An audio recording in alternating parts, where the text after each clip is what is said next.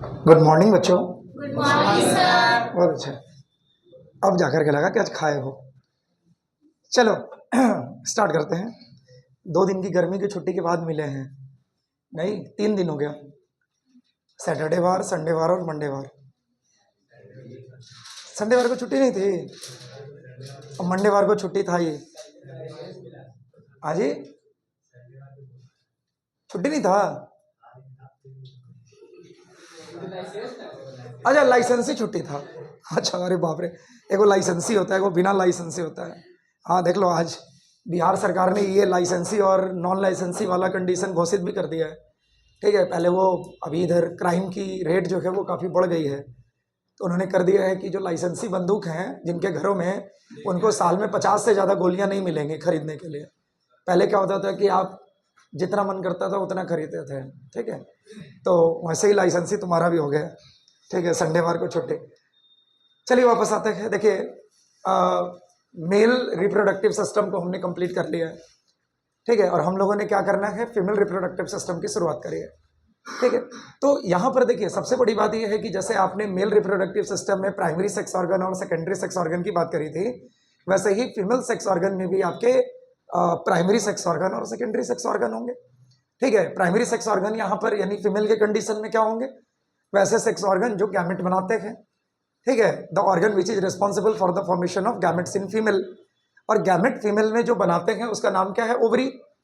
ठीक है ना। सो एक्चुअल में हम लोगों को प्राइमरी सेक्स ऑर्गन में किसके स्टडी करनी है, फीमेल में ओवरी की स्टडी कर रहे हैं। ठीक है, और देखिए एक बात आपको और बता देते हैं कि ये जो मेल और फीमेल के जो रिप्रोडक्टिव सिस्टम है, खास करके प्राइमरी सेक्स ऑर्गन के, ठीक है, ये बड़े इंपॉर्टेंट होते हैं एग्जामिनेशन पॉइंट ऑफ व्यू से। ठीक है, इसमें 2 तरीके के सवाल आपसे पूछे जाते हैं, खास करके आपके बोर्ड एग्जामिनेशन में।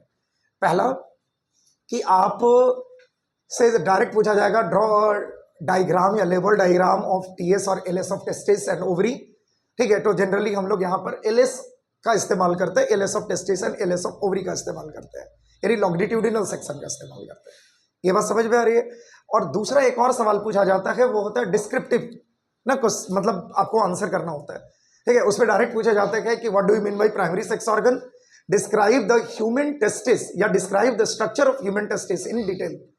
तो वहां पर आपको फोटो बनाने की ज्यादा जरूरत नहीं होती है। ठीक है, आप डायरेक्टली क्या कर सकते हैं, उसको आप ना डायरेक्ट आप उसको बना सकते हैं। ठीक है ना, मतलब डायरेक्टली आप उसको लिख सकते हैं। ठीक है, रादर देन कि आपको फोटो बनाने की जरूरत पड़े। ठीक है, तो एक कंडीशन हमारा ये है। दूसरा कंडीशन है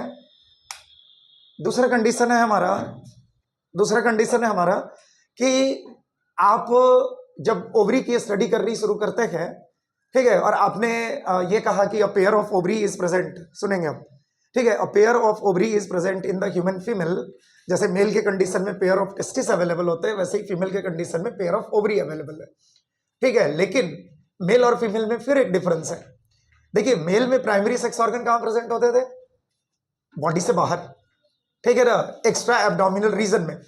फीमेल के कंडीशन में ऐसा नहीं होता। फीमेल के कंडीशन में लोअर एब्डोमिनल रीजन यानी पेल्विस रीजन में ये आसानी के साथ प्रेजेंट होता है। ठीक है, एंड इट इज प्रेजेंट कहां पर, एग्जैक्ट लोकेशन अगर कहां, मतलब अगर आपसे पूछा जाए तो क्या कहेंगे, it is present either side of the uterus. ठीक है, यूट्रस के दोनों साइड में। अभी जब हम लोग सेकेंडरी सेक्स ऑर्गन की स्टडी करेंगे आपको मालूम चल जाएगा। ठीक है, जब हम लोग यूट्रस को ड्रॉ करेंगे तो सेकेंडरी सेक्स ऑर्गन को जब आप ड्रॉ करेंगे तो आपको पता चलेगा कि जो यूट्रस होते हैं उनके दोनों साइड में ओवरी की प्लेसमेंट होते हैं।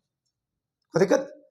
और ओवरी जो है वो कैसे होते हैं, बेसिकली स्फेरिकल इन शेप है।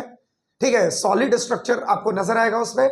और इसकी साइज की अगर हम बात करें तो आप इसके साइज को 2 to 4 सेंटीमीटर इंटू 1 पॉइंट नहीं into 2 to 2.5 centimetre into 1.5 centimetre, यानी एक लेंथ हो गया, एक विड्थ हो गया और एक इनका थिकनेस हो गया, हाइट हो गया। ठीक है, इस तरीके से। हालांकि ये सब सवाल एग्जाम के लिए नहीं होते, ठीक है, बट आपके नोट्स को बेहतर कर सकते हैं।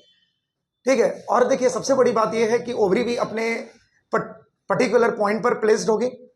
ठीक है, उनको भी उस पर्टिकुलर पॉइंट से इधर उधर मूव नहीं करना है।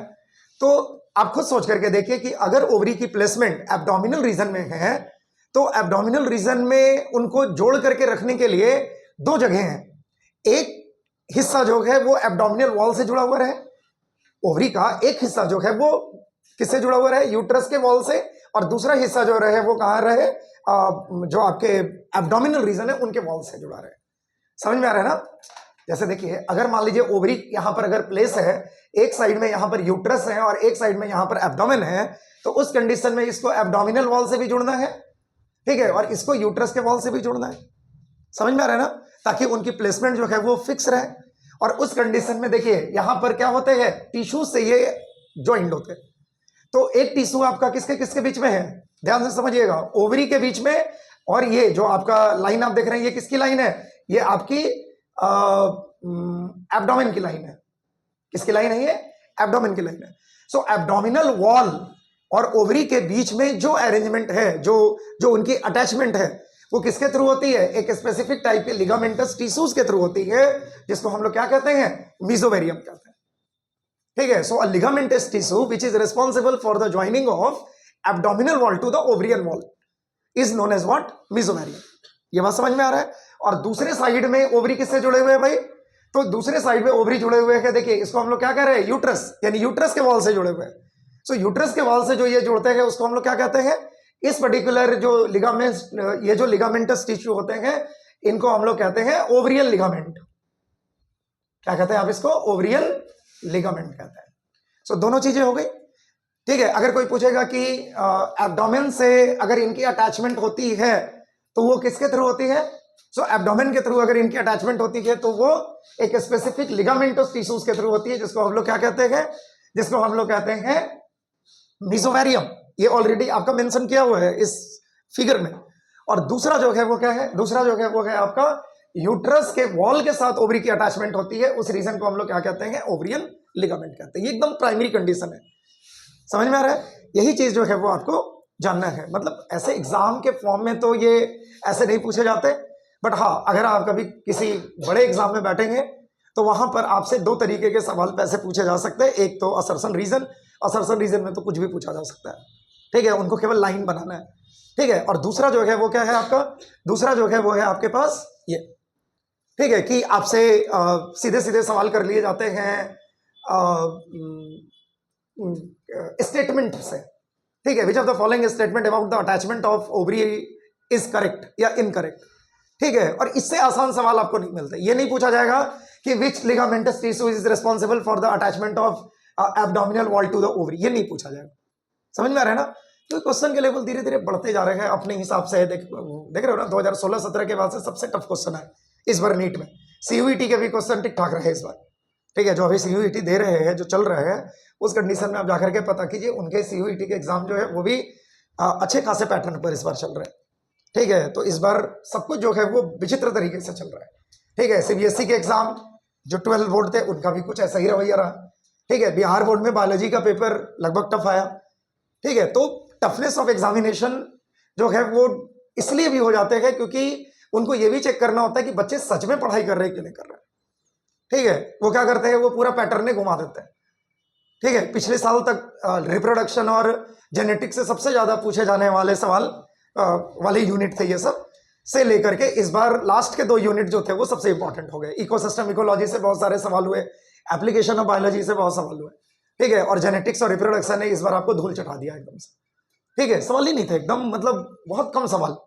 तो ऑब्वियस सी बात है कि जो बच्चा जो है वो थोड़ा बहुत भी करता है कि चलो गाइड उठाया, उसको हमने ऐसे पढ़ लिया, तो उस कंडीशन में तो फंस नहीं आपको, और नंबर कम आए, इसी फॉर्म में नंबर कम आए, ठीक है। जो हल्के सवाल पढ़ करके करते नीट में कि 10 साल से तो हल्के सवाल पूछे जा रहे हैं, देख लो उनका क्या कंडीशन। अभी नीट ने अपना जो वो कर दिया है, आंसर सीट घोषित कर दिया है, आप देख लीजिए कि क्या कंडीशन बच रही है बच्चों, ठीक है। जबकि बायोलॉजी सबसे स्कोरिंग होता है, ठीक है, और सबसे कम ध्यान जो है वो बायोलॉजी के बच्चे बायोलॉजी में ही देते हैं, ठीक है। नहीं, जिनको लगता है कि नहीं उनका प्राइमरी एम है डॉक्टर बनना, वो तो जैसे चल रहा है वैसे बेहतर चलाते हैं।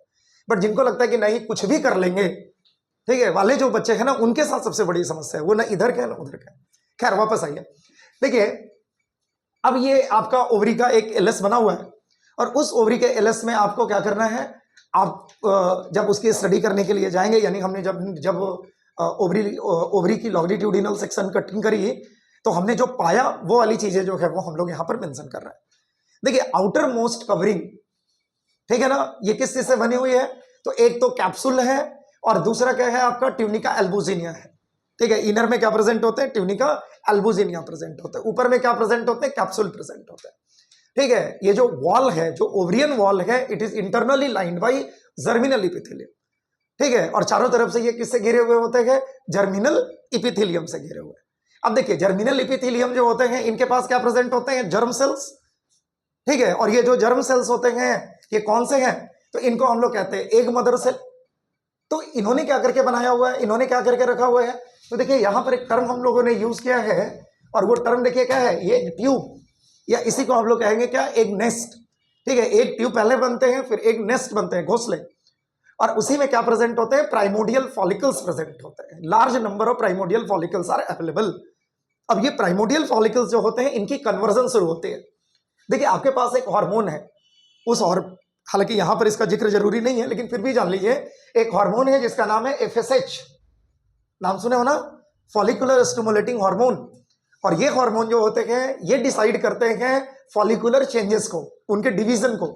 सो primordial follicles is the first cellular structure which is present inside that ovary, which has to convert through the meiotic division under the influence of FSH.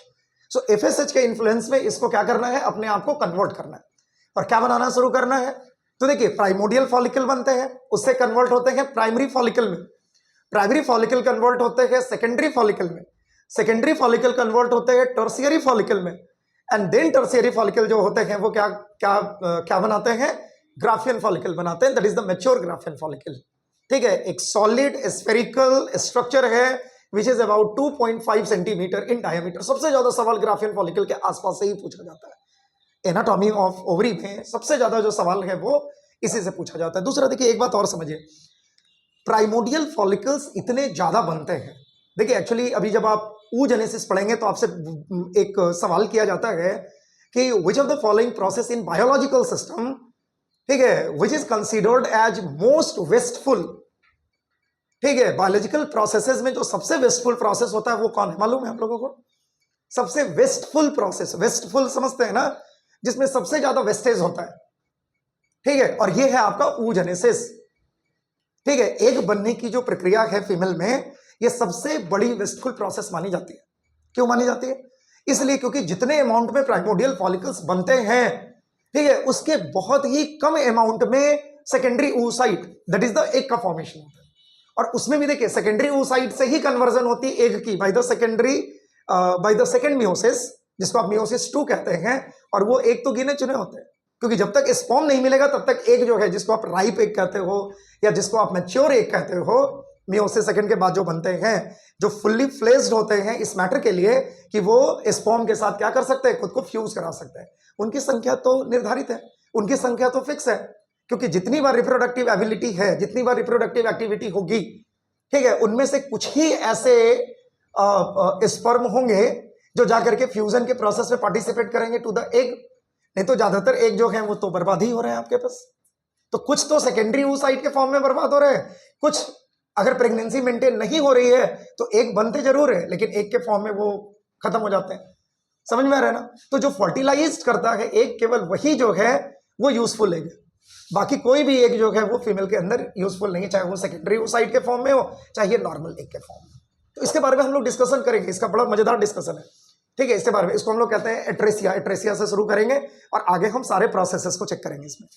अभी जो कंडीशन है कि सबसे पहले क्या बना, प्राइमोडियल फॉलिकल, प्राइमोडियल फॉलिकल से conversion हुई प्राइमरी फॉलिकल, प्राइमरी फॉलिकल से कन्वर्जन हुआ सेकेंडरी फॉलिकल, सेकेंडरी फॉलिकल से कन्वर्जन हुआ टर्शियरी, उसके बाद मैच्योर ग्राफियन फॉलिकल।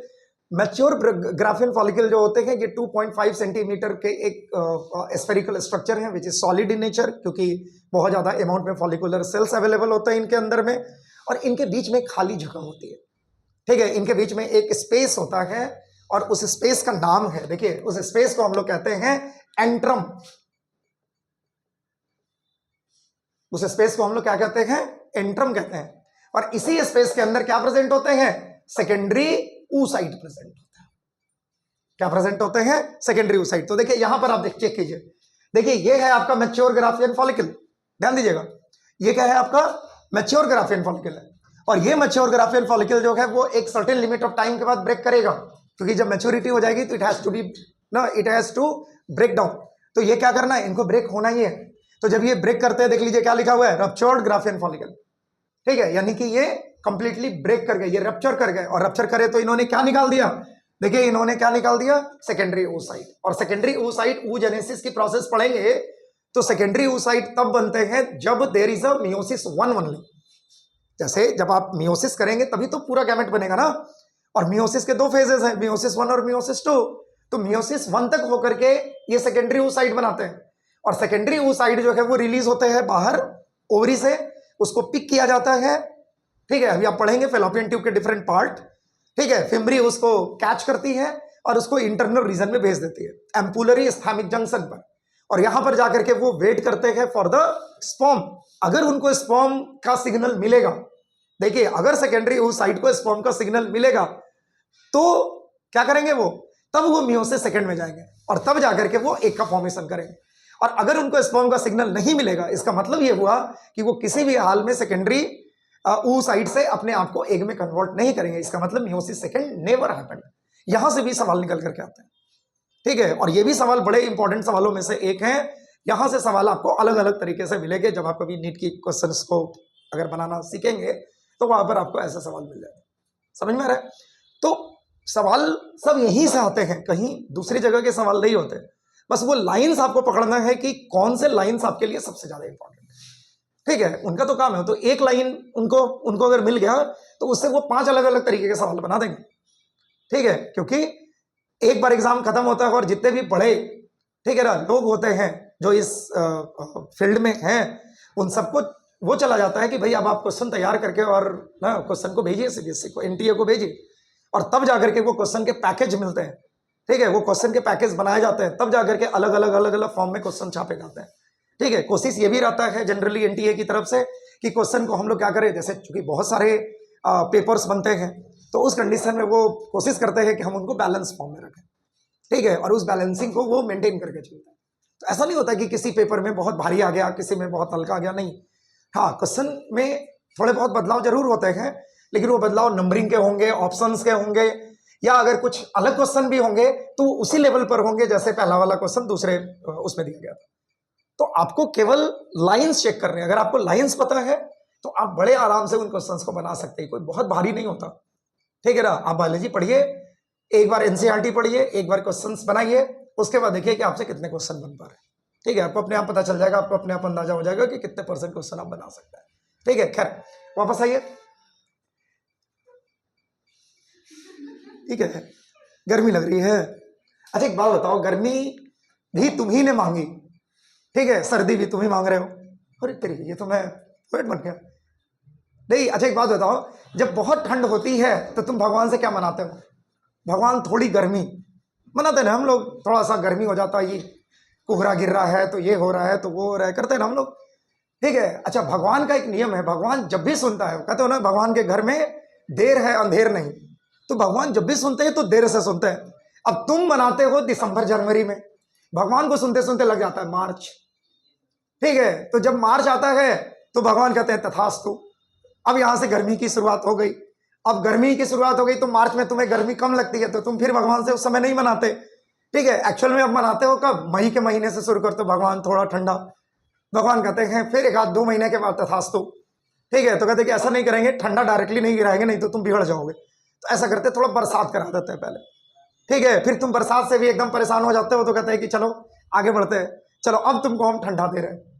फिर जैसे ही ठंडा शुरू होती है अक्टूबर नवंबर के महीने, फिर तुम्हारा वही शुरू हो जाता है, भगवान थोड़ी गर्मी। तो भगवान बेचारे करे तो क्या करे। ठीक है, तुम उनको स्थिर रहने दे। तुम कहोगे भगवान ठंडा सालों भर पढ़ाइए रवि, तो बोलो भगवान ठंडा सालों भर पढ़ाइए, और इसके लिए तुम्हें क्या करना होगा? महीने में 21 उपवास रखने होंगे, ज्यादा नहीं, 21 उपवास। उसके बाद देखो भगवान तुम्हारी बात मानेंगे। ठीक है, और उससे अगर मानव जीवन का अगर ना बेहतरी होता है तो तुम कर सकते हो। 21 दिन में एक, क्या बोल रहे हैं, 21 दिन में एक उपवास भी नहीं रह पाएंगे,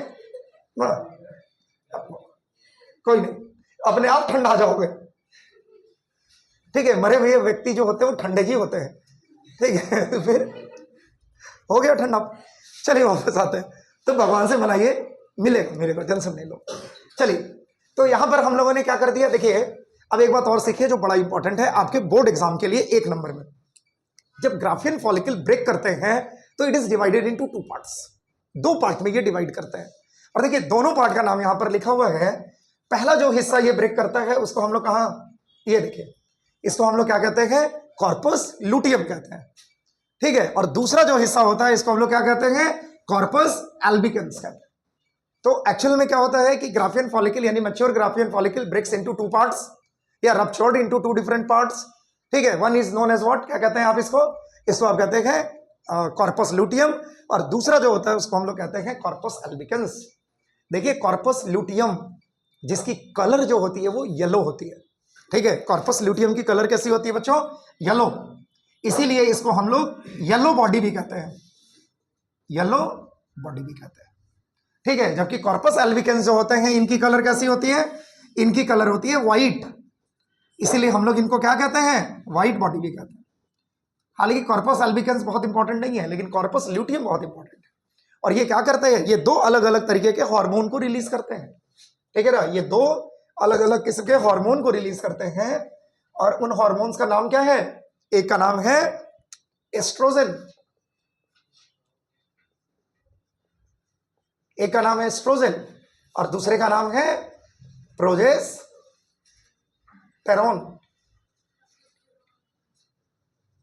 ठीक है। एक का नाम है प्रोजेस्टेरॉन। तो ये दोनों हार्मोन बड़ा इंपॉर्टेंट हार्मोन माना जाता है, समझ में रहे। और कॉर्पस एल्बिकन्स जो होते हैं वो भी एक स्पेसिफिक हार्मोन को रिलीज करते हैं जिसको हम लोग क्या कहते हैं, रिलैक्सिन।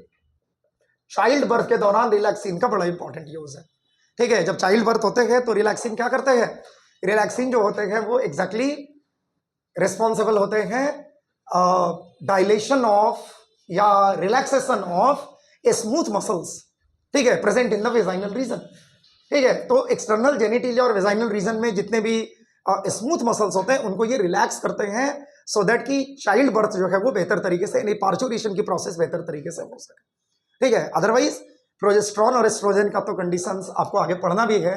प्रोजेस्टेरॉन को आप क्या कहते हैं, प्रेगनेंसी हार्मोन कहते हैं। प्रेगनेंसी को मेंटेन थ्रू आउट करने की जिम्मेदारी किसकी होती है, प्रोजेस्टेरॉन की होती है। ये मत बोलना, सीधे सीधे सवाल पूछा जाता है बोर्ड एग्जाम में, खास करके आपके बिहार बोर्ड में, ठीक है। Which of the following hormone is known as pregnancy hormone, that is the progesterone. और एस्ट्रोजन जो होते हैं it is responsible for the maintenance of secondary sexual character in female, female के सेकेंडरी सेक्सुअल कैरेक्टर को maintain करने की जिम्मेदारी उनकी होती है। तो ये दोनों हार्मोन्स का जिक्र जो है वो बहुत जरूरी है।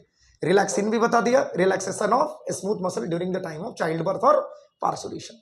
तो ये पार्ट जो है ये बड़ा इंपॉर्टेंट है, इसको ध्यान में रखेंगे। अच्छा, इसके अंदर में देखिए ये ऊपर से सॉलिड होते हैं लेकिन अंदर से डार्क कलर्ड फ्लूइड को कंसिस्ट करते हैं जिसको स्ट्रोमा कहा जाता है, ठीक है। स्ट्रोमा के अंदर ब्लड वेसल्स भी होते हैं, देख लीजिए, ठीक है ना। बहुत सारे ब्लड वेसल्स आपको मिल जाएंगे। स्ट्रोमा में बहुत सारे सेल्स हैं, ठीक है, बहुत सारे टिश्यूज के फॉर्म में होते हैं। अच्छा, इसको हमने 2 पार्ट में डिवाइड किया है। देखिए स्ट्रोमा को हम 2 पार्ट में डिवाइड करते हैं। एक जो पार्ट होता है इसको हम लोग कहते हैं कॉर्टेक्स, ओवरियन कॉर्टेक्स, और एक जो होता है इसको हम लोग कहते हैं मेडुला। जो अंदर वाला हिस्सा है वो मेडुला है और जो पेरिफेरल रीजन में पाया जाने वाला फ्लूइड है उसको हम लोग क्या कहते हैं, कॉर्टेक्स कहते हैं, ठीक है। और इन दोनों के पास क्या प्रेजेंट होते हैं, अलग अलग किस्म के टिश्यूज प्रेजेंट होते हैं। एक है आपका एरियोलर कनेक्टिव टिश्यू और दूसरा है रेटिकुलर कनेक्टिव टिश्यू। पहले वाले में रेटिकुलर कनेक्टिव टिश्यू और दूसरे वाले में एरियोलर कनेक्टिव टिश्यू को ये कंसिस्ट करते हैं, ठीक है। तो इस तरीके से आप इस ओवरी को देख सकते हैं। अच्छा, एक बात और जानिए, देखिए 2 ओवरी हैं आपके पास, दोनों जो है वो सेकेंडरी oocyte या एग को प्रोड्यूस कर सकते हैं, ठीक है। लेकिन फीमेल के कंडीशन में हमेशा याद रखिएगा, ह्यूमन फीमेल के कंडीशन में एक एग ही प्रोड्यूस होते हैं from the 1 ovary.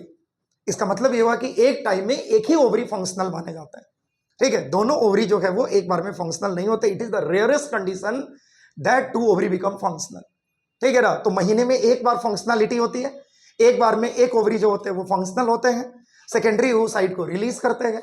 Secondary oocyte जो होते हैं यहां से आप पूरी रिप्रोडक्शन को वो कर सकते हो, स्टार्ट करके और खत्म कर सकते हो, ठीक है। क्योंकि एग निकल गया, स्पर्म आपने देख ही लिया कैसे बना, अब आगे के प्रोसेस को आप यहीं से शुरू करके और लास्ट पार्चुरेशन तक खत्म कर सकते हो एक सांस में, ठीक है। तो एग जो रिलीज कर रहे हैं वो सेकेंडरी oocyte के फॉर्म में है, एक ओवरी से रिलीज हो रहे हैं, उन्होंने फेलोपियन ट्यूब में उसको वापस भेज दिया जाता है, फर्टिलाइजेशन के लिए वेट करते हैं।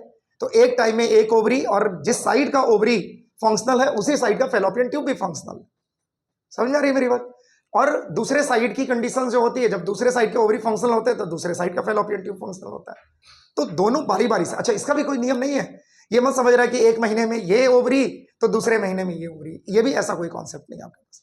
ठीक है, ये डिपेंड करता है अपने सिग्नल्स पर कि कौन से ओवरी जो होंगे वो किस टाइम में कैसे फंक्शनलिटी को शो करने जा रहे हैं। क्लियर है? तो ये है आपका ओवरऑल ओवरी। ठीक है, समझ में आ गया सबको? ठीक है, चलिए तो आज इसको यहां तक हम लोग रहने देते हैं। नेक्स्ट क्लास में आगे के प्रोसेस को, आगे के जो सेकेंडरी सेक्स ऑर्गन है उनकी हम लोग स्टडी करने हैं। चलिए फिर, जय हिंद।